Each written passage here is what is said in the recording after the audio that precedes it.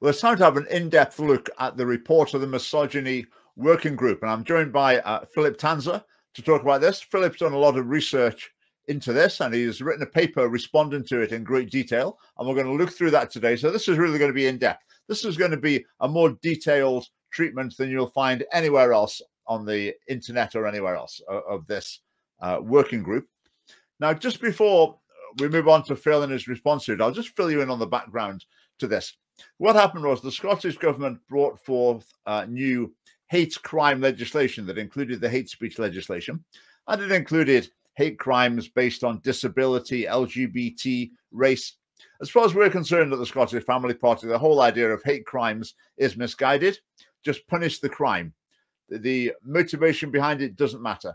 So beating up a woman because she's of a certain race shouldn't be punished more severely than beating up a woman because you want to steal her purse and run away with it. Okay, they're the same crime. It's the action that matters, not the motivation. So that's our view. Anyway, so this legislation went through the Parliament, and the feminists, which is basically the Parliament and all the government-funded feminist groups, they said, no, we can't have this law because it's fair to men and women. It treats men and women equally. That's not what we want. We want a sexist law, so only men can commit a hate crime against a woman, but a woman can't commit a hate crime against a man.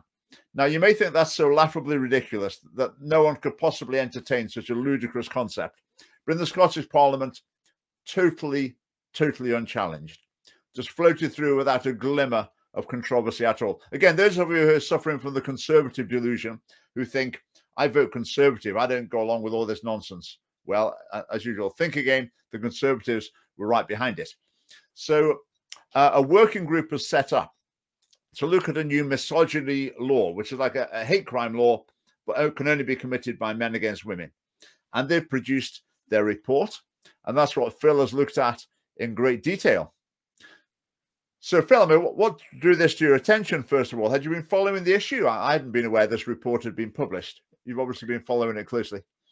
Well, just like you, I was obviously aware of the hate crime legislation, and I did go to like public hearing regarding the hate crime legislation, and where they were asking for people's opinions, and then these opinions were completely ignored. And so when I looked at the hate crime legislation that was hanging like a Damocles sword above our heads and still is, I was aware that misogyny and misandry or sex-based hate was excluded, and I was aware why that was. Women's organizations, as you rightfully said, opposed it. I think in big parts because there is actually a lot of hate towards men being espoused by these organizations, by organizations like Women's Aid or Engender. They actively promote discriminatory legislations, as we will see later. So they didn't want to be accused of sexism and misandry.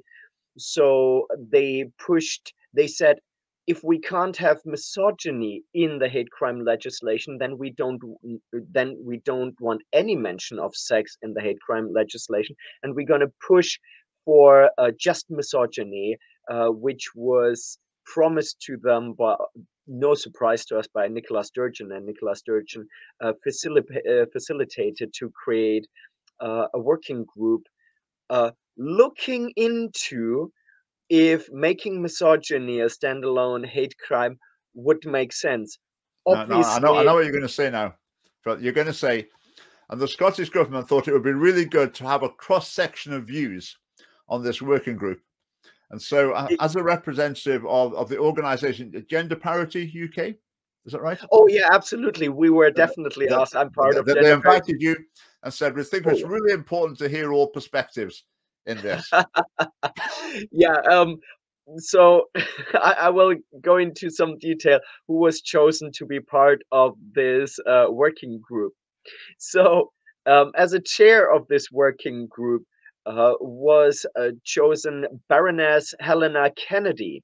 She was the chair, and she got free range who she wanted to pick. And surprise, surprise, she picked people that were ideologically aligned with her opinion on that topic. No. And I want to say a little bit of her about her background. So she has a legal background, and she made a name for herself by defending several battered women who have killed their partners, allegedly because of domestic violence they suffered. And holyrood.com wrote about her. Her infamy in this field led to her being mentioned during an episode of Inspector Morse as someone who could get a woman off with murder. And according to holyrood.com, this is an accusation that doesn't bother her. So, and funny enough, in my research on politicians and people of political power that work in the area of equality, surprisingly enough, you find quite a lot legal minds that have tried to get violent women and murderous women out of jail. So that is a running theme that I encountered many, many times. And for some reason, these people seem to have an obsession with violent women and making them innocent. Yeah, I always She, remember. I don't know yeah, if you. I won't even mention the name of it. I don't want people going to look it up. But there was a famous case in America decades ago now, where a wife dismembered her husband yeah, with a knife. I don't know if you're familiar with that case. And that woman became something of a celebrity. mhm. So there's videos of on YouTube of her in chat shows. So she walks in, and like the audience give her a standing ovation. Yeah. I mean, it's quite We have shocking. a similar case. We have a case in the UK of a lady called her last name is Callan, and she killed her husband with a hammer to the head, with something like 20 or 30 blows to the head, while he was with his back to her. And she brought that hammer to that meeting with him. So it was in cold blood. And she afterwards, her children got her out of prison. And it was turned into manslaughter because even though the husband was never physically violent, they claimed that he was coercively abusive, and that might or might not be true. But the relationship was over, they didn't live together, and she intentionally walked to his house with a hammer in her handbag to murder him. And to me, it can't be more clear cut murder than that. Mm-hmm. And yeah, but she got out on manslaughter, and she is now a feminist hero here in the UK. So it's a similar case. So Mm-hmm. going back Yep. to Baroness Helena Kennedy, she also wrote two books. One was called Eve Was Framed: Women and British Justice, and then later on a book called Eve Was Shamed: How British Justice is Failing Women. In these books, she complains that women are sometimes judged similar to men, which she views as inequality. And she publicly advocates for a different system or different standards for women and men, saying that women, per definition, should be judged differently because of historic injustices experienced by women. Yeah. And Well, that's absolutely consistent with a lot of contemporary feminism, isn't it? Whereas in previous generations, feminism was about equal treatment. We demand equal treatment. It's the same with racism as well. The thing used to be we demand equal treatment. Everyone should be treated the same. But now it's not that at all. no, It's absolutely equality not. is to be treated differently, isn't Yeah, it? and I will mention that later on. There are definitely similarities between what feminists do in regards to gender or sex and what race baiters and critical race theory people say, that all white people are racist, and these feminists think all men are sexist and part of patriarchy, which actually becomes quite scary when they want to abolish patriarchy and want to abolish misogyny, but if every man is per definition a misogynist, what they want to abolish is man. And unfortunately, I think that is what they're actually aiming towards. But I'll get back to that later. Mhm. So some of the people that the Baroness picked are, for example, a woman called Ailee Dixon, and she works for the feminist government-funded organization Engender. I'm sure you have heard of them, and they call themselves Scotland's Feminist Policy and Advocacy Organization. And again, government funded. So they are a government funded lobby group to lobby for more feminism in Scottish politics. And she also, just like the Baroness, supports laws that treat women and men differently. And I'm going to quote her. She said, institutions themselves have to be designed to challenge the historic exclusion of women from public life. Measures like mainstreaming duties, quotas, and gender budgeting all have a role to play in creating gender sensitive law. Now, apart from the feminist gobbledygook that is in there, that doesn't really mean anything, what I think is really scary is gender sensitive law. That very clearly says we don't want equal laws for men and women. We want laws depending on who the perpetrator and who the victim is. That is already the case, by the way.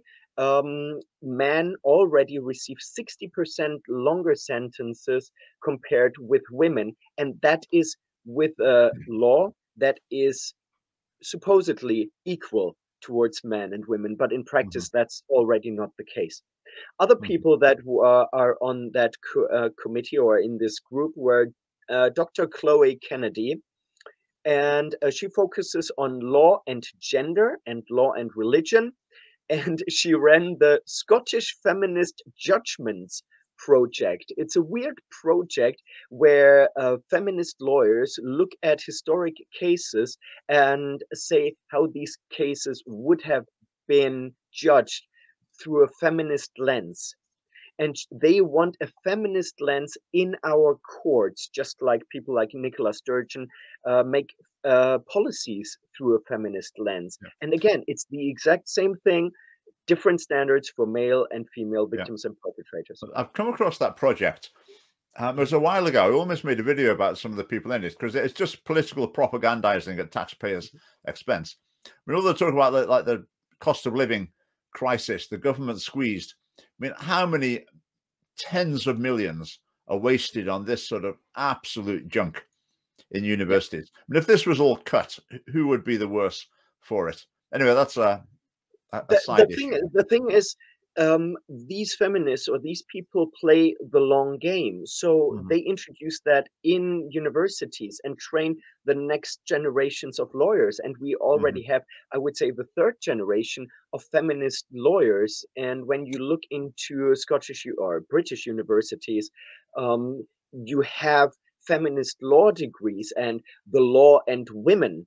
So it's already pushing in this direction for many years, I would say decades. So the last one from this group that I want to highlight, and this person unfortunately died, I think last year. Her name is Emma Rich, and she is a feminist, a radical feminist activist. And she was a member of the Scottish Government's First Minister's Advisory Council on Women and Girls, obviously created by Nicola Sturgeon. She was also on the Joint Strategic Board of Equally Safe, which, no surprise, means not equally safe, because men are already far less safe than women in society and far more likely to be victims of violent crimes. Yes, usually by other men, but that doesn't change the truth that men are the ones who are more often victims of crime. So equally safe is a lie in itself. She was also on the advisory group of the Scottish Women's Rights Centre, board member of the European Women's Lobby, chair of Rape Crisis Scotland, And yeah, unfortunately she died during the course of the working group, and she was replaced by Ailee Dixon, who I mentioned earlier. Yeah. Just say, I mean, Emma Rich features in a few family party videos. She was invited to come and debate. We've contacted Engender on several occasions, but as with every single one of these organizations, they won't even reply. No, of course not. Yeah. Never mind come and debate. Just going back to the violence, just to look at it from a different point of view. I know men are more men are victims of violent crime than women. Is it the case to some degree that the men who are victims of violent crime are often, how shall we say, you know, they're in the pub, they're getting into an argument. It's not necessarily their fault, but they're aware that they're in that situation where it's getting tense, and maybe they've been a bit loud and aggressive as well, and someone ends up thumping them. Whereas for women, would it tend to be more so out of the blue, they're walking along, minding their own business, and they're attacked? Well, I don't know, but that's just a possibility. Could that be well, true? well, I'm gonna use the language of feminists, and I'm gonna talk about lived experience. And I moved to Scotland 10 years ago, and I'm absolutely shocked at the violence between women. So not necessarily men towards women, but when you go out on the weekend, there is so much cat fighting. I'm sure that's a second term, but there is so much fighting between women going on, and also women attacking men. I mean, I've been sexually harassed by women 8 times since I moved to Scotland, and I don't go out even. And it was in small events and parties here in Durness, where I live. So even in small places, it's very normal for women to be sexually aggressive, but men don't report it.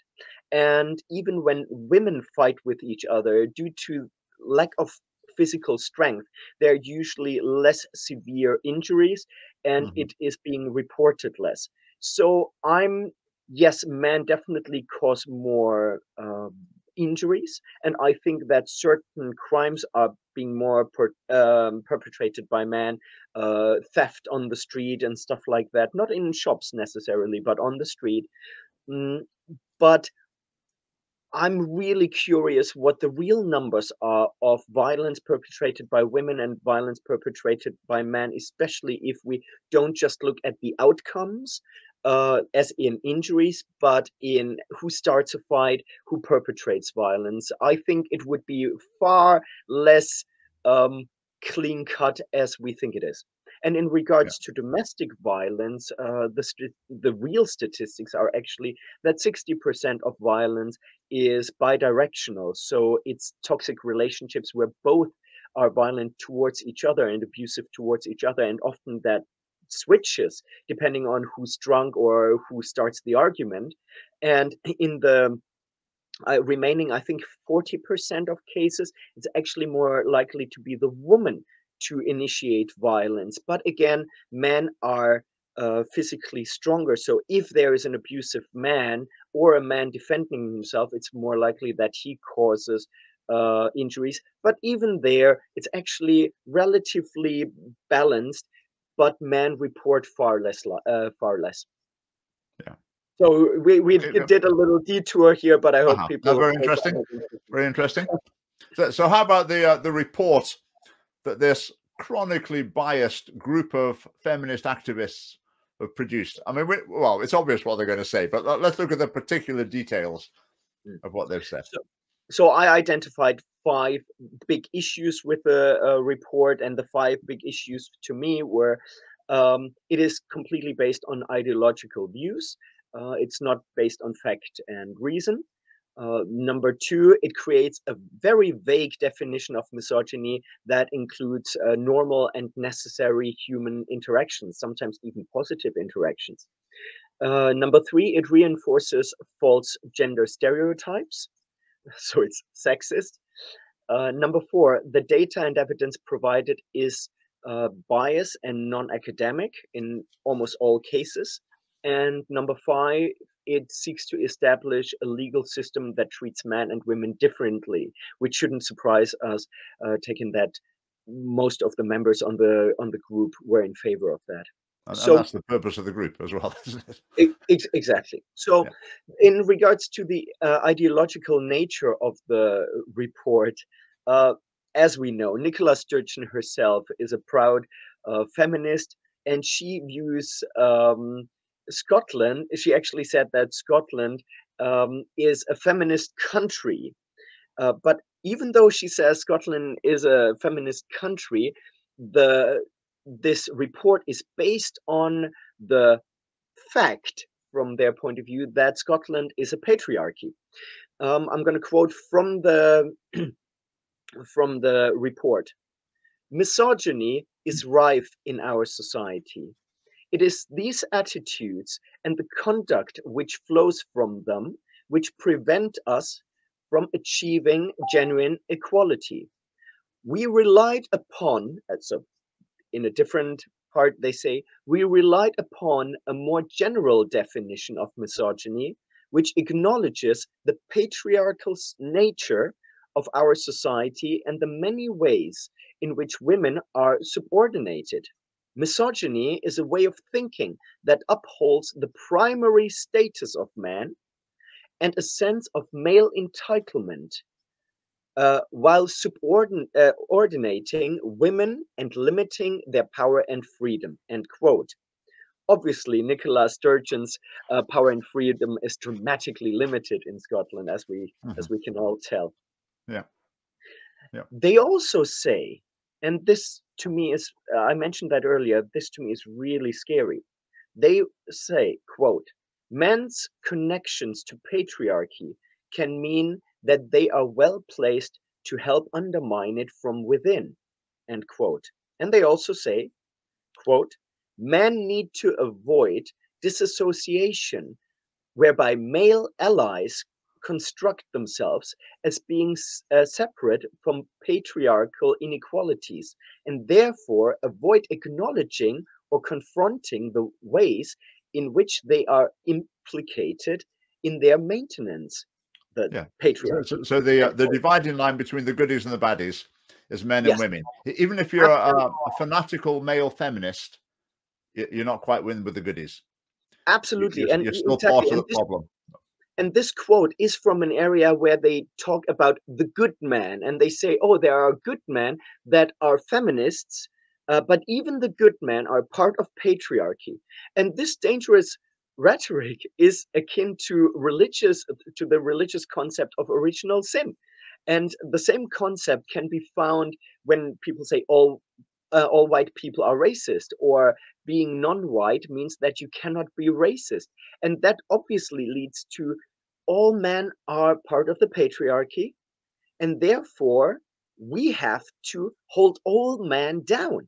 Only if all men are suppressed, then only then we have suppressed patriarchy. It's actually really scary, and I think we already see that in our society, where boys are faring so far worse in school and education, where teachers give boys worse grade. We see it in like quotas in the SNP and other parties to raise women and hold men down. It's actually really scary stuff. Yeah. I mean, it's sort of battle of the sexes mentality, isn't it? It's just seeing everything through the lens of a power struggle between men and women. I mean, it's like a conspiracy theory. Really, the conspiracy theory is that all men are conspiring together to oppress women. There's no leadership, there's no structure. Can't quite put their finger on how individual men are doing it, but somehow or other there's this united movement of men as a harmful force oppressing women. I mean, it's ludicrous, and it should be laughed at as much as the wildest conspiracy theories around. I mean, there's plenty of those around at the moment, but this should be up there with them. But and this it's is not government policy. And it's not just ludicrous, it's actually an inversion of reality, because when we look at some statistics, 90% of the homeless are men, and they are far more likely to die on the streets. But all the support goes actually to homeless women. And they are seen as the vulnerable ones, even though men are more likely to die on the streets. Men die just the average Scottish man dies 5 years younger than women, but there is no health strategy for men, but there is one for women. As I already said, there are short lists and initiatives to support women if they are underrepresented, but nothing for men. 75% of suicide are men, but there is no mental health strategy for men. Drug and alcohol addiction affects mostly men. 95% of the prison population is male, but prison reform is almost exclusively focused on female rehabilitation, not men. And yeah, as I said earlier, men are here in Scotland, over 35% of victims of domestic abuse, but they only receive less than 1% of support from the government. So we definitely don't live in a patriarchy. The whole thing is completely made up. But to have this bias, to promote this bias legislation, you have to say that we live in a patriarchy. Otherwise, it would fall apart. Yeah. I mean, the strategy is easy, isn't it? I mean, there's an ocean of statistics to delve into. And so you just find the ones where women come off worse than men, and you focus on those ones. The ones where men come off worse than women, you just ignore those ones. And if you've got lots of professionals just churning out this data all the time, it can create the impression that everything's stacked against women. The odds are stacked against women in every context. But the fact that Nicola Sturgeon on International Women's Day highlighted the historic injustice against witches shows you that there are practically no more disadvantages for women in Scotland. Otherwise, Nicola Sturgeon would have highlighted it. The only areas where women are not ahead of men are, for example, in education in the STEM fields, but not even in medicine. And there is a huge push for more women in STEM fields, but there is absolutely no push for more men in all the other areas where women dominate, and women dominate everywhere else. Yeah. In Education Scotland, there are 6 members of staff, as I understand it, 6 members of staff whose mission it is basically to get more girls to do maths, physics, and IT. And they've been working on, basically, it's flatlined since the 1980s. In the 60s, maybe 50s and 60s, there were genuine barriers that girls couldn't study those subjects, couldn't go to university. Those barriers were removed, so the proportion of girls studying them increased by the beginning of the 1980s. And since then, it's just completely flatlined. In other words, it's reached the equilibrium where girls are choosing to do what they want to do. Yeah. But meanwhile, millions have been spent trying to persuade them to do subjects that in general they're not want to do, or they're already picking to do what they want to do. Well, that's actually nothing but social engineering, obviously, and it doesn't work. You can't just push people into something that they don't want to do in a relatively free society. So the next thing they have to do is actually ban men from participating or competing, and then, but if not enough women participating, then you have to actually force them into these subjects. I don't know if it's going to. There's guidance for further education colleges in Scotland from the government that says if you've got a gender split worse, as they call it, than 75-25, you have to have a strategy for redressing that. So if you've got a car mechanics course, there's 90% male, and I don't know, a beautician's course, there's 90% female, then you've got to have a plan for sorting that out. If you think about it, the easiest way of sorting that out is you just got to start rejecting some of the pupils who are the wrong sex. Like, sorry, you can't do car mechanics because you'll take us up to 80%. So no, there is a place on the course, but what we're not letting you do is. What a horrible world to live in that would be. But we're moving towards that. Yeah, I mean, it's the ideal breeding ground for resentment, isn't it? I mean, as people grow up thinking the odds are stacked against them, they're creating the very situation that they're claiming to be dealing with. I mean, for girls in education, the odds are not stacked against them at all. Yeah. But through education, it's getting to the stage where the odds are stacked against boys in a lot of cases. Absolutely. And particularly when they start applying for jobs. And also when the pay awards have been made as well. I think increasingly companies think, oh, we better have an eye on the gender pay gap. Not too much of a pay rise for the men. Let's give a bit of a bigger one for all the women. And people start realizing what's going on. Yeah. And yeah, it's just going to breed resentment. Absolutely. I would like to go back to the document, and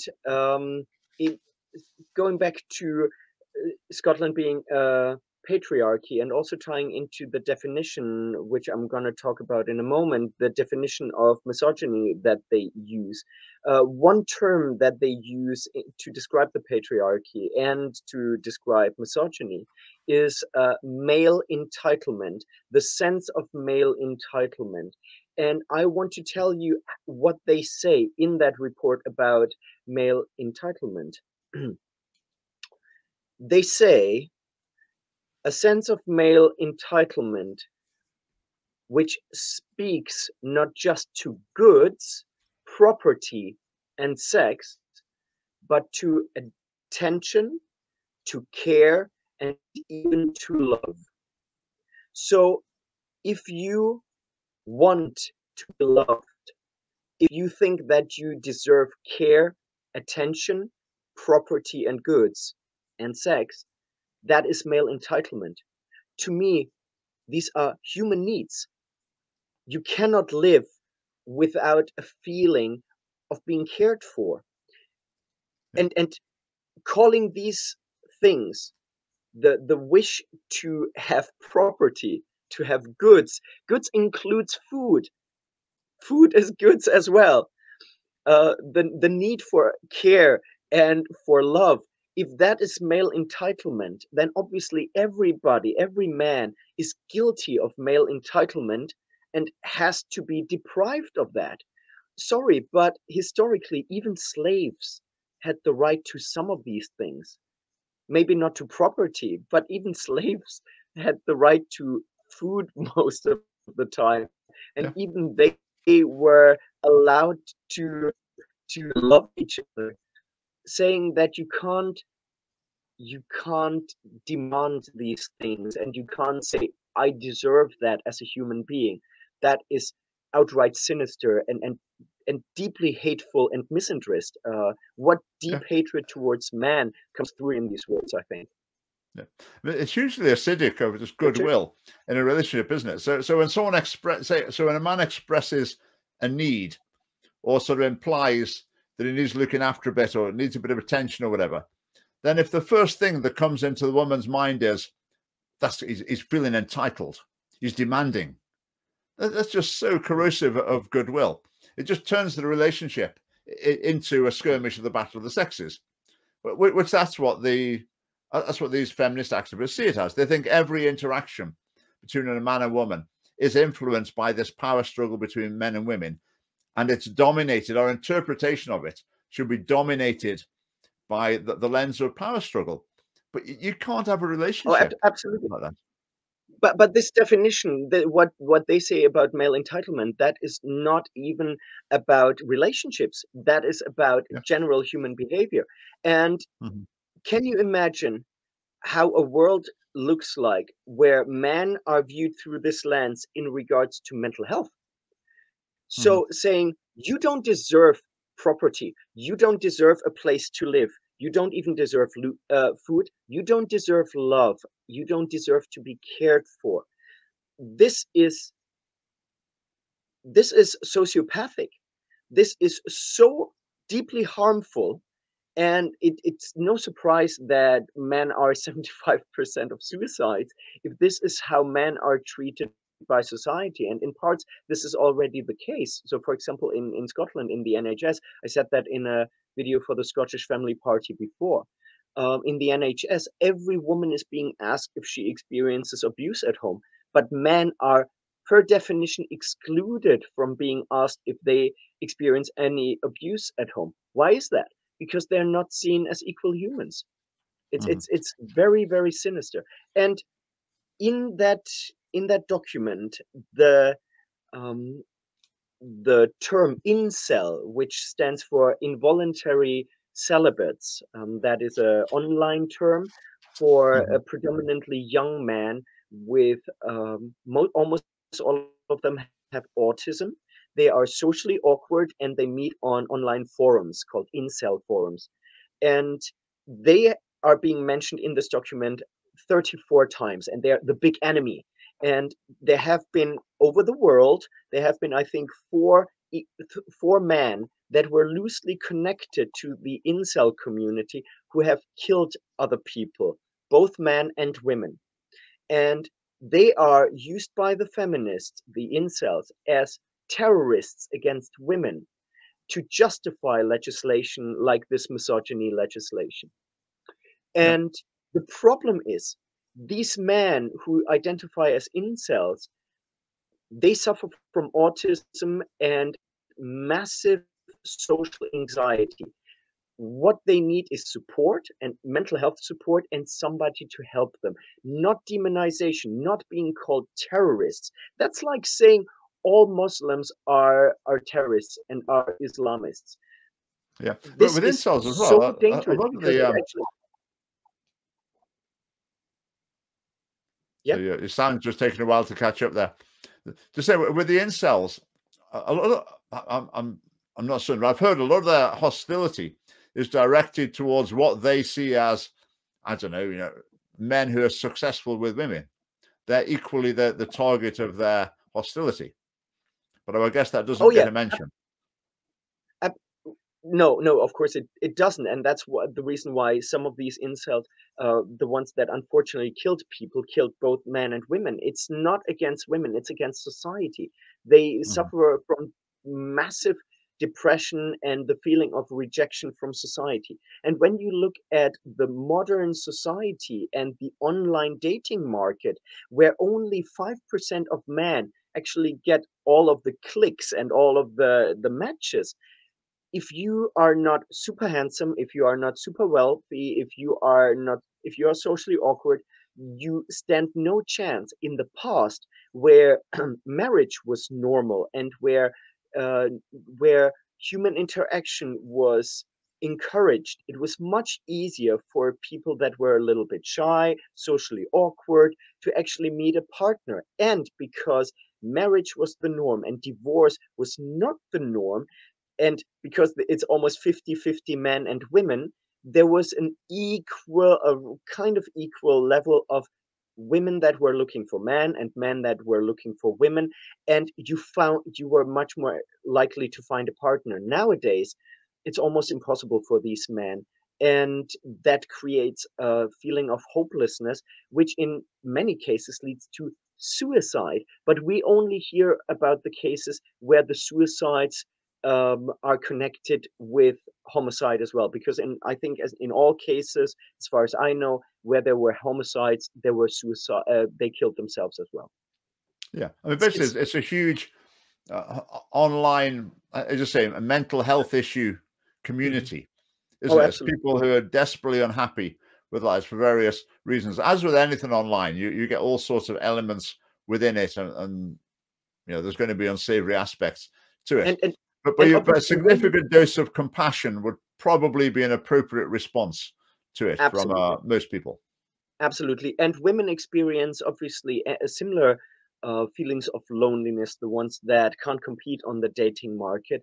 The difference is women are more social, and women are more likely to become part of a group or a social, like a real life social environment, and they're less likely to turn their unhappiness into external action, as in violence in that case, or violence towards themselves as suicide.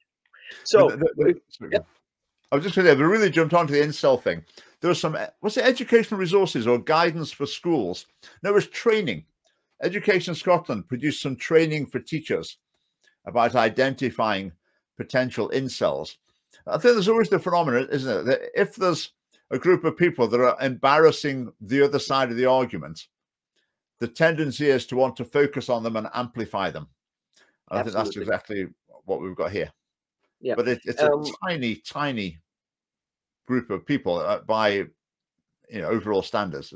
That is a very good point. Thank you for pointing that out. In the report, for example, they said that in the last months, the traction of incel forums has quadrupled or even more. I think it was 6 times more.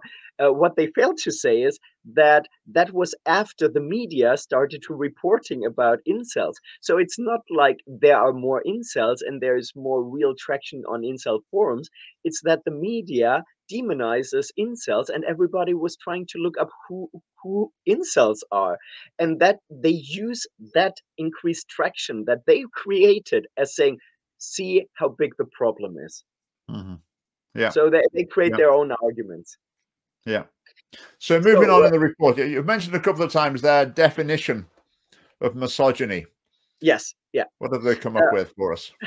So Baroness Helena Kennedy, the chair, she wrote, and I find that quite funny, she wrote, misogyny is hard to define. That's always a good start, isn't it? If they say, oh, actually, I can't define it. So I quote, misogyny is hard to define. And like many abstract concepts, whilst it may be difficult to define, many people feel they know it when they see it, or hear it, or feel it. The classical definition of misogyny from Greek is hatred towards women. But that was inadequate for the task of the working group, end quote. So the report also states, quote, misogyny is prejudice, malice, and or contempt for women. Sadly, it is rife in our society. Literalists cling to the word's origins and insist that misogyny means hatred of women, but it means more than that. The word has evolved to encompass the more widely held attitudes and behaviors that relegate women to a subordinate position and maintain the power imbalance which characterizes male-female relationships. In conducting this work, we relied upon a more general definition of misogyny, which acknowledges the patriarchal nature of our society and the many ways in which women are subordinated. I would say, in other words, misogyny equals not being their sort of feminist. Yes. Basically, if you're not their sort of feminist, you're a misogynist. And literally anything could be misogyny. And I'm gonna tell you a couple of things that, according to this report, are misogyny. For example, using the term Megxit, that's misogyny. I've never heard of that, by the way, until I read in the report. Oh, it's when Meghan Markle, when Harry left the royal family because of Meghan Markle, that was Megxit. Apparently. So it's sexist, it's misogynistic just to use that term. To use that term, yes. Then also men who make derogatory jokes about women in staff canteens, recruiters who make decisions that disadvantage women, banter. That's the fact. Just stop on that one. But just imagine all you need for evidence. All you need is that there were 4 jobs, 3 of them went to men. There we are. Absolutely. There's your case. Absolutely. There's a misogynist in the human resources department. 100%. Then banter, patronizing comments, mansplaining, active or passive exclusion of women from opportunities to develop, be promoted, or to have more influence. That's everything. Well, just a reminder to ourselves here. We're talking about a crime. Yes. They're talking about defining a crime. Oh, okay. I have to. That's how they define misogyny, but the crime would be a criminal action. So, for example, being aggressive to a woman. But if you were aggressive to a woman and then it comes out that you gave a man over a woman a job before, then they could say, haha, he is a misogynist. Therefore, his slap of a woman was fueled by misogyny. That's how they would argue it, probably. Right. So this misogyny is only going to cover things that are already a crime. Similar to the hate crime, similar to the hate crime legislation. Yes. I understood there was going to be a standalone offense of misogyny. The standalone offense, and that's the scary bit, would be stirring up hatred against women. And that could mean a lot. What we are doing right now could potentially be stirring up hatred against women. Yeah. I mean, patronizing. Yes. Patronizing. I mean, that's so subjective. Anyone can say they felt patronized, or someone might feel something was patronizing. But whether it is or not, That's got If you no open the role to door, play at all in law, is it? if you open the door, if you ask a woman if she needs help carrying something heavy up the stairs, uh, chivalrous acts could actually be identified as sexism and misogyny. Hmm. It continues, so it doesn't stop there. It continues. Adhere to culturally condoned scripts, conform their actions to the reigning ideology, participate in rituals, traditions, and long-standing practices. Marriage, for example, I would assume. Hmm. So, or in certain churches where you have only male ministers, that are to them are clear expressions of misogyny. Or it could be And the traditions, a traditional form of a marriage, like with the father giving away the bride, the speeches from the males, not from the female. Those sort absolutely, of things would clearly be misogynistic in absolutely. this And definition. when I said that this this law is only meant to make real crimes, um, give real crimes an aggravating factor of misogyny, it realistically speaking, it doesn't end there, because already in this document they say what they want is societal change. They want to get rid of all forms of patriarchal structures. They want to get rid of all forms of misogyny, which means this is not about making crime, like reducing crime. This is about social engineering. This is Yeah, about getting rid of all behaviors that any woman anywhere might object to. and an important part of that will be there'll be lessons in school about this.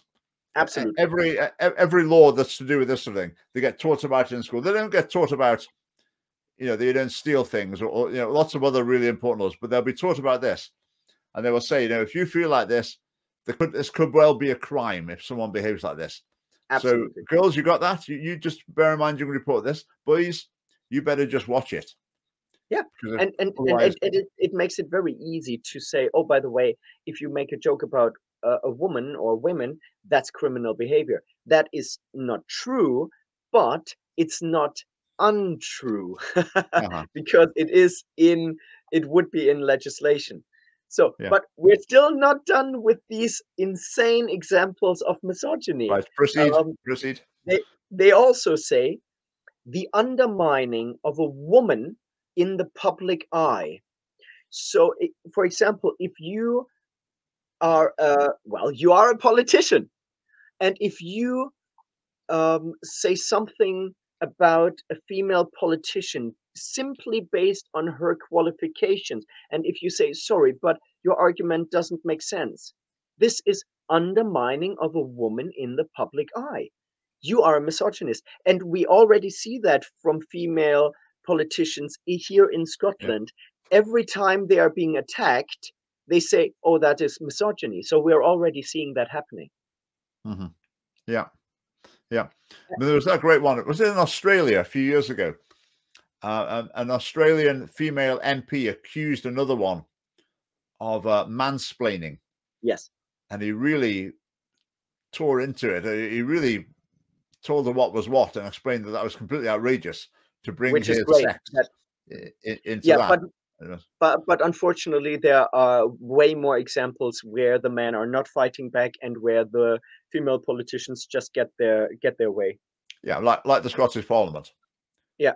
I mean, the Scottish Um. Parliament is unbelievable in that regard. Oh yeah. Oh yeah. I mean, who would you And say was the leading champion of common sense against sort of feminist extremism? Who's that person in the Scottish Parliament? oh, in the Scottish Parliament, nobody, nobody. No, no one. Not No, even a absolutely. glimmer. Not, not Yeah. not even just the odd tweet that would make you think, oh, maybe that's their way of subtly trying to make their point. Not even that. Zero. But you would have, I have to say, excuse my language, but I think you would have to have massive balls to do it because it's such a hostile environment. I mean, being in politics is a hostile environment, but there's just nobody to support you. The feminists really hold the Scottish Parliament in their grip.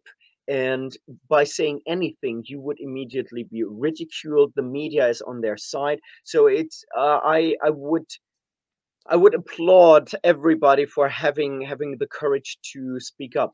It's There was one story, you might have seen this, it's a few years ago now.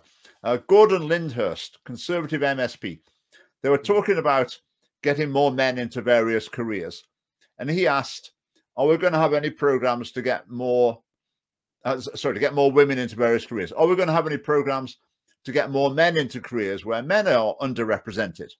Yeah. Which I think, I mean, the point should really be this whole idea is just completely wrong about trying to influence people's choices. Just let people choose. But anyway, but that's what he said. And Nicola Sturgeon said, I can see Ruth Davidson hiding under her desk with embarrassment that you've said that. And I thought, that's probably the end of you, Gordon. And at the next election, he was basically deselected. Wow. And he was gone. For that, even though he was accepting the principle that the government's job is to make it 50-50 everywhere, which is completely wrong, even though he was accepting that, he just pointed out that maybe it ought to apply equally to men. And I think that was the moment when his career as an MSP was over.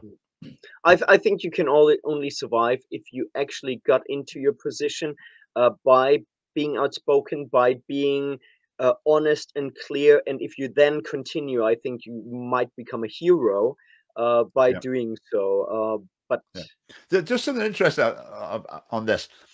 I think in the current culture, if you're a straight white male and you want to be the CEO of a big company, what you have to do, you have to come out with all the politically correct things. You have to say you're really concerned at getting more ethnic minority, LGBT or whatever, women in senior positions. That's your huge priority, because that's the strategy for you as a straight white male to get to the top.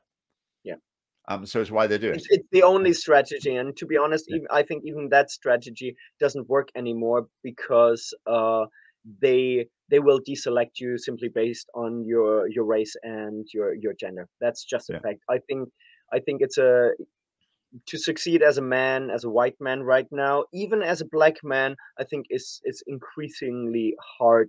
I think at the moment it's only women of color and some white women that actually make it. The last example of misogyny that I want to mention that was in that report, and that's also an important one, is making unwelcome or unwarranted advances to women as they go about their daily lives, which means men are not allowed to talk to women anymore, full stop, which obviously would make it impossible, especially for shy and maybe socially awkward men, to ever speak to a woman ever again, because now it's criminal. I mean, making advances, I mean, imagine what they've got in mind. Well, I mean, they're not just thinking of someone going up and like asking someone on a date or whatever, or paying some sort of obviously sort of leading compliment. They're just talking about trying to strike up a conversation with someone. But even if they're not talking about, even if they are talking about someone, going and asking for a date or whatever, I mean, if that's classed as misogyny, I mean, how are relationships supposed to form? I mean, does this apply like in the nightclub? If a bloke goes over and strikes up a conversation with a girl and asks her to dance, I mean, it's bizarre, isn't it? Well, the thing is, what we see here is handing women over a general key of power. So women are powerful in every situation of life and can use whatever they want to against a man, which means that men are always afraid. All men are always disadvantaged in every social interaction, and I think that's exactly what these people want. And when we ask ourselves, oh, how are like marriages or relationships supposed to happen, these people don't care about monogamous relationships. They don't want people to see thriving in relationships. I think it's quite obvious that feminism is explicitly working towards the destruction of society structures and family structures. So it doesn't surprise me at all. Maybe they're not always aware of it, but that's definitely where they are working towards. I think often the activists know exactly what they're doing, Yes, but the MSPs, I mean, they don't know what's going on. I They're just taken in by facile arguments. They go with the flow. They think the catchphrases that they come out with are the most profound pieces of argumentation, and they just drift along with it. Yeah. But the people driving them, they often know exactly what they're doing and where they're trying to get to. Yeah. Yeah. I want to bring this analysis slowly to a close because people have been with us for almost an hour, and I don't want to torture them too long. So the next big issue that I discovered in the document were very harmful gender stereotypes. So while these people, and it's funny because that's always the case, while these people claim that they are opposing harmful gender stereotypes, they are the ones who are actually driving the harmful gender stereotypes by saying that all men are on the side of the perpetrators and all women are on the side of the victims. And they actually depict women as so weak and vulnerable that they constantly 24/7 need the support of the government to be protected from these evil men. And what could be more sexist and more misogynistic than portraying women as eternal victims? And it actually depicts men as the sole builders of society, as if women haven't participated in building society in the last hundreds of years, which obviously is absurd. Women have been just as important in society as men have, maybe in different roles, but women have raised every single child and instilling their values into these children. So saying that we live in a society exclusively built by men is just one of the most misogynistic things you could say, I think. What is your thought on that, Richard? Yeah, absolutely. It all comes back to the power struggle narrative, doesn't it? And so if you really think that every interaction between a man and a woman is a reflection of this broader power struggle between the mass of men who are conspiring to oppress women. So every interaction, that's what's really going on in the man's mind. He's thinking, how can I oppress this woman and keep her down and give her a raw deal? Now, if you actually believe that, then women do need the scales tipping in their favor in every possible interaction, because the man is out to belittle her or demean her or disadvantage her in some way. Then if that was true, I say this sort of thinking would make sense, but it just isn't true. Yeah, it just isn't true. As simple as that. Yeah. I mean, how many women actually believe this? I mean, beyond government-funded sock puppet feminist organizations, the BBC and universities, I mean, how many women believe this? I mean, I unfortunately, I think on some level, almost every woman believes it, unless they are actively anti-feminist. I think every woman believes some of it because they have been, and even most men, because they have been surrounded by this for the last 50, 60 years. And I think especially when it comes to like marriage collapse and divorce, as soon as there are some struggles, unfortunately, a lot of women fall into this trap of saying, oh yeah, I deserve more, or like the man is the bad guy because it is advantageous for them in that moment. I can't blame people because it's so hard to constantly reaffirm yourself against the cultural narrative, even if you know it's bullshit. Even if you know that is that the story is a lie. If you're constantly surrounded by it, I think at one point it will get to you. Yeah. It just undermines goodwill, doesn't it? In any relationship, there's going to be tensions. There's going to be things that one person does that frustrates the other. But goodwill is, being willing to put the most positive interpretation or talk through or just sort it out. But if your mindset is, that's an example of what I heard about, that's what men are like, he's been a typical man, they're always up to that, then trying to build a relationship with that is so much more difficult. Like I say, it just undermines the whole thing. And if you paint both negative and positive behaviors as symbols of misogyny, then obviously you will find them all the time, everywhere, because every behavior can be misogyny. If you ignore a woman, that's misogyny. If you give her attention, that's misogyny. If you treat her equal to a man, that's misogyny. If you treat her better, that's misogyny. If you treat her worse, that's misogyny. Yeah. It's a catch 22. You I you mean, can if you were running a business, and someone with a gender studies degree applied for a job, I mean, my view would be I would not even consider employing someone, because I would be so confident that by the end of 6 months, there would be 3 gender-related grievances that they've got 100% against 100%. you. That, I mean, things can't go on like this. That these issues have got to be sorted out. It's outrageous that the way this company operates is totally sexist. You just know it's going to happen, don't you? Absolutely. Yeah. After you've given them the job. Yeah. So now I'm going to tie that in, because gender studies only works with biased data, just like the report that we are talking about. And it's not even data for the most part. So they have a couple of real data points, but these data points are constructed or are done by organizations like Equally Safe. So they already have a bias. They only look at the experience of women, but never at the experiences of men. So even the so-called research is incredibly biased. But when I look through the sources that were given in the document, almost all of them came from either the BBC or the Guardian or the New York Times. And a lot of them were articles that with headlines such as "How Trump Talks About Women and Does It Matter?" or "Mansplaining Explained. Just ask an expert who is not a lady." Or "Prince Harry says Megxit is a misogynistic term aimed at his wife Meghan."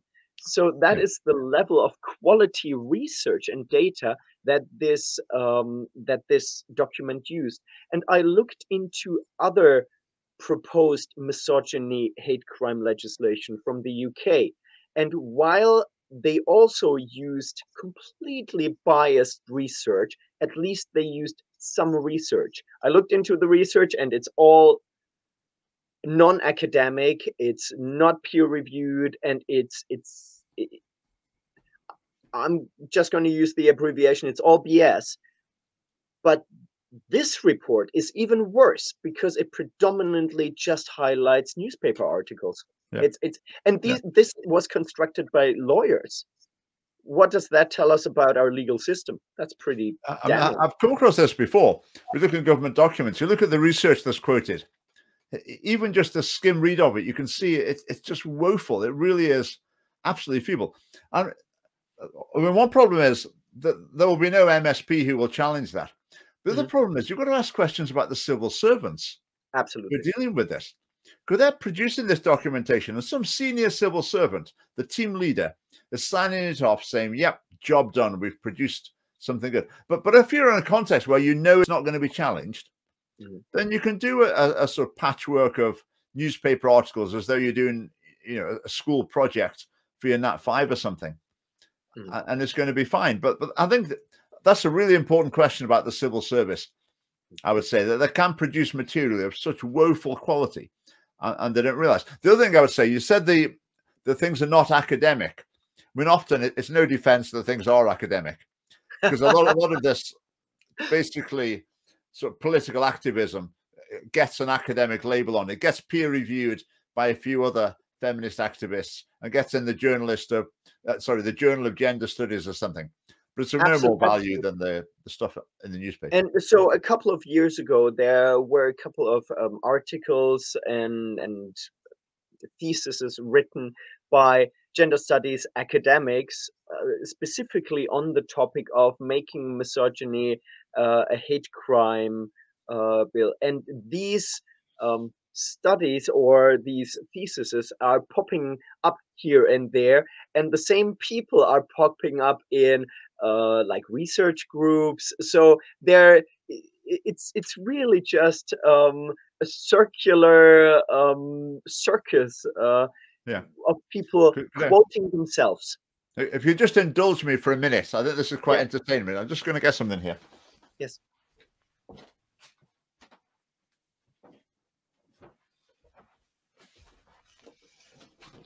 Right. This is an academic gender studies book.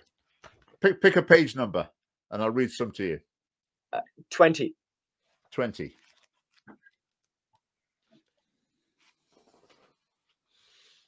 Apart from the difficulties of the sex-gender distinction, the concept of social construction does not necessarily escape the terms of individualism and the metaphysics of substance. The concept of social construction can presuppose some essence of subjectivity upon which the process of social construction operates. For instance, the dualist theory of subjectivity can posit as the essential feature of subjectivity a disembodied potential for rational autonomy, and argue that the social construction of gender is one element of the social processes that actualize the potential, namely the element that engenders the potential, so that it's Richard, actualized as please make it stop. Please make it stop. The funny thing is that it wouldn't surprise me if this book was written by a computer which was just fed with feminist talking points, and it just spewed out nonsense. It wouldn't surprise me at all. So you can pick any page and read a few sentences, and it makes no sense at all. What is the book called, and who is the author? The Impossibility of Motherhood by Patrice Di Quinzio, who is Associate Professor of Philosophy and Director of Women's Study at a college in Pennsylvania. Highly recommended. That is just painful. That thank you so much for sharing that. I mean, you could not make a better example of what these people are working with. It's really shocking. I want to get to the last point that I highlighted as the main point issues with this document, and that is just apologize for being a gender terrible interviewer. You've had to interview yourself, haven't you? You've had to keep going on to the next. No. It's absolutely. I really enjoy it. I really enjoy it. But I know that my yeah, exactly. So this is a quote from the document from Baroness Kennedy. She says, quote, "In general, the law prefers to operate on the basis of neutrality, meaning most laws must be available to men as well as women. However, we would argue that the prevailing belief that the law should be neutral with regard to sex and or gender disguises the reality that there are particular kinds of behavior which target women." End quote. Now, first of all, this obviously opens the door to a completely different legal system for women, which we just cannot have. This is outrageous. And I really hope that lawyers and judges will speak up against this legislation, because it makes no sense. That's my hope. But I looked into what they said, particular kinds of behaviors which target women. I could not find a single behavior that targets women that does not in a gender swapped way also target men. When we look at sexual harassment, men can be victims of sexual harassment. Men can be victims of domestic violence. Men can be victims of online hate and actually experience higher levels of online hate. Even in the two areas where I thought, okay, this is very gender specific, female genital mutilation and coercion in regards to pregnancy and abortion, you actually have the counterpart in male genital mutilation, which isn't even illegal in the UK. And I think infant male genital mutilation, we really need to check, is that not the same as female genital mutilation? And in regards to coercion and reproductive rights, how about a man who is being domestically abused by his partner when she threatens with abortion. So every behavior that targets a woman can also, you find the exact same behavior targeting a man. Yeah, just chip in there. I mean, Yes. the male circumcision, that's a whole other topic. I've Yeah, been reading up a bit about that. Maybe talk about that another day.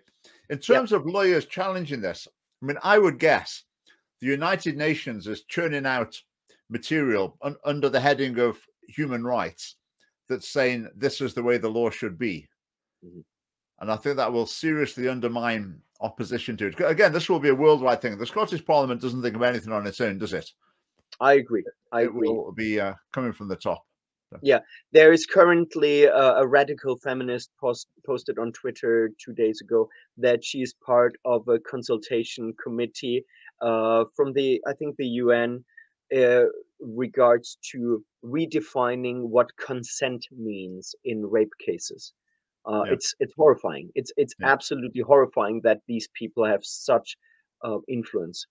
Yeah, I think even if there was a crime where in the entire history of the universe it had only ever been committed by a man against a woman, then still there's no need to make that crime gender specific. I completely. It's just irrelevant to it, isn't it? Yeah. So. Yeah. But again, this report is predominantly aimed to reimagining society, and it's just a stepping stone. It's a law to demonize men, to put fear in men so that they can't compete with women anymore in society, and that they can't engage with women anymore on equal terms. That's what the document really aims at.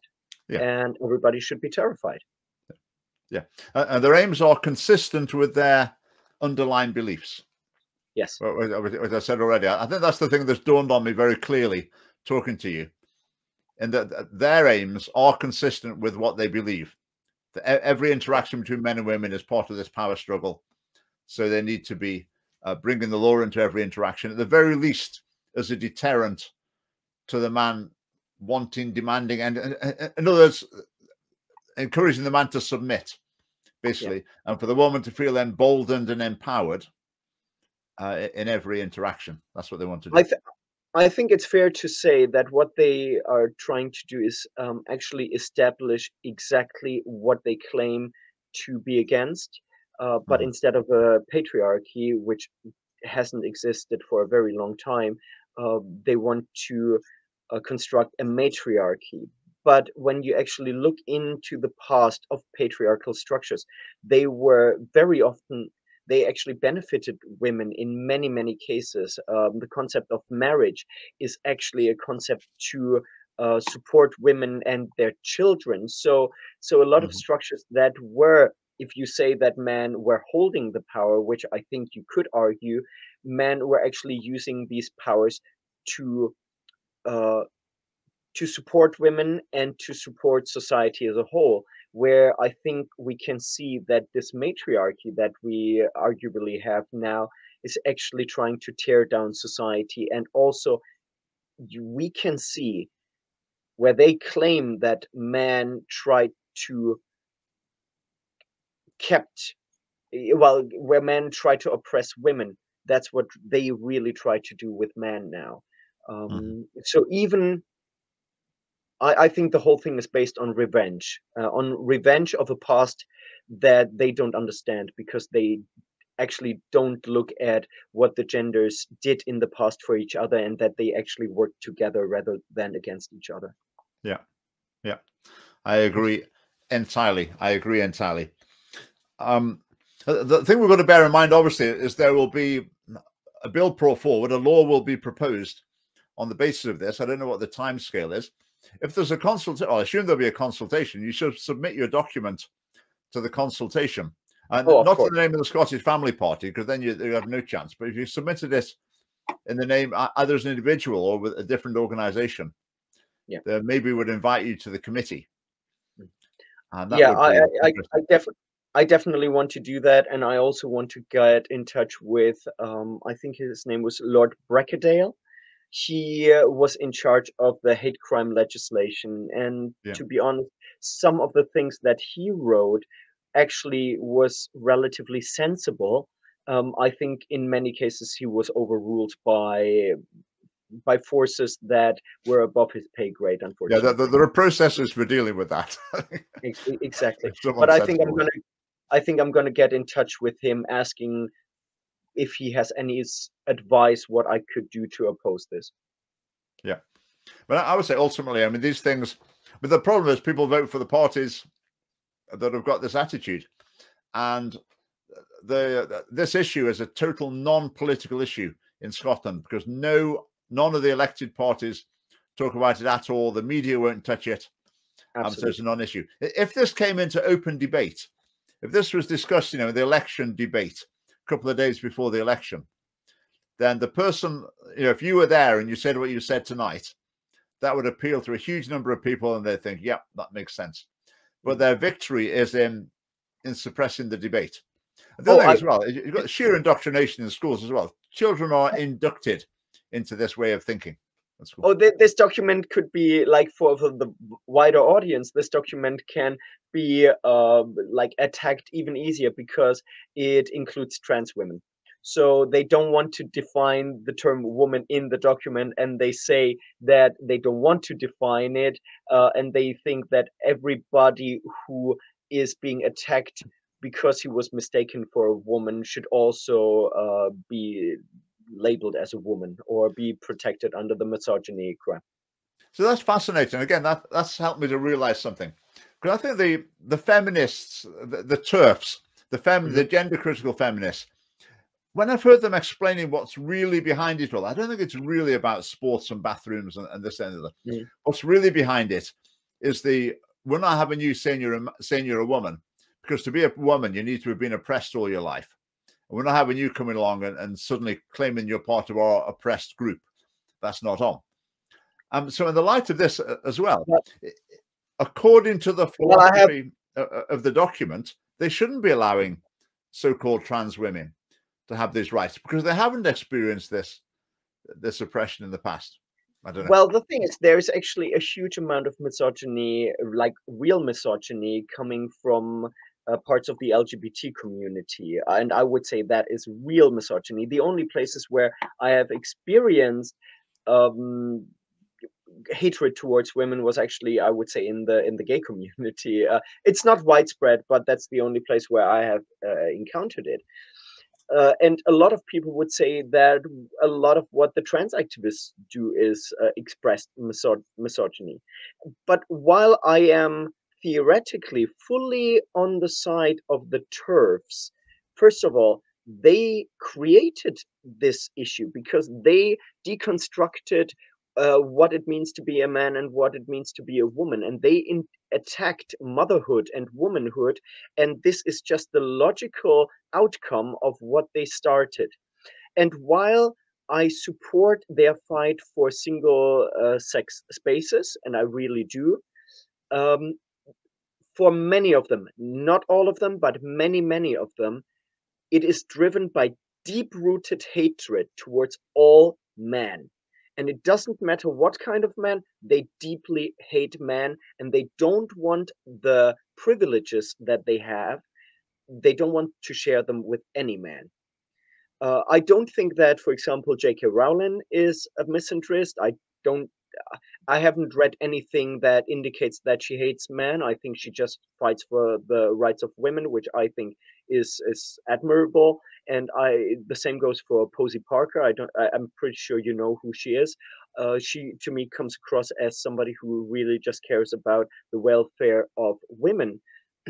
But a lot of people that back up people like J.K. Rowling and Posey Parker, unfortunately, are fueled by the deepest level of hate that I've ever experienced. And unfortunately, I had conversations with these TERFs. They don't like the term, and I don't want to call good women that just fight for women's rights. I don't call those TERFs, but the ones that have deep-rooted hatred towards men, yes, I'm going to call you TERF, and you have to deal with that. Okay, that's interesting. I haven't thought about that. that point before, but that's interesting. So the some feminists have developed a hostility towards men, and that carries over to the so-called trans women. Oh That's yeah. interesting. The thing I want to say at the end, obviously there are men with very bad attitudes towards women, as there are women with very bad attitudes to men. And I think, you know, part of education, treating, you know, mutual respect, complementarity, or whatever, I think they're all very positive things. I mean, when I was a housemaster, I would talk to the boys about these, about, you know, gender issues, a boys' school. I would talk them about, you know, relating to the girls and how to treat the girls, treat them with respect and all this sort of thing. So that's all fine. That's all very positive. But this is just so much more than that. It's so different from that, isn't it? It's based on this whole overriding conspiracy theory mentality that men overall are involved in some project to oppress women. And as soon as that idea comes in, then it goes downhill from there. It's very dark, sinister, and dangerous, because there are actually projects that go into schools and they separate boys and girls, and they teach them about consent and respect, and they teach the boys that they have to ask for consent and that they have to respect women, and they teach the women that they have to respect themselves, and that men have to ask for consent, and they teach women to be empowered, and they teach the boys to empower women. And in the end, what they do is they cripple man. They tie the hands of man behind their back in human interaction with women, which means they are not equals. And I think if you create relationships where one side is per definition unequal, it will, as you said earlier, create resentment, and it will definitely lead to toxic relationships, and that will lead to violence. Yeah. Yeah. Well, a fascinating chat. Finally, I'll just urge people to vote Tanzer in. What's your ward called? It's southwest. Sorry, it's northwest east Sutherland. Northwest East Sutherland. Yeah, yeah. Right. Okay. So if you're up there, vote Tanzer in the forthcoming election. Then it'd be great to see Philip, bringing some common sense, at least into the Highlands Council, and then maybe in the future into the Scottish Parliament. Who knows? We shall see. So, yeah. Thanks very much, Philip, and speak soon. Right. Thanks for watching, everyone. Thank you so much. Have a lovely evening. Cheers. Bye.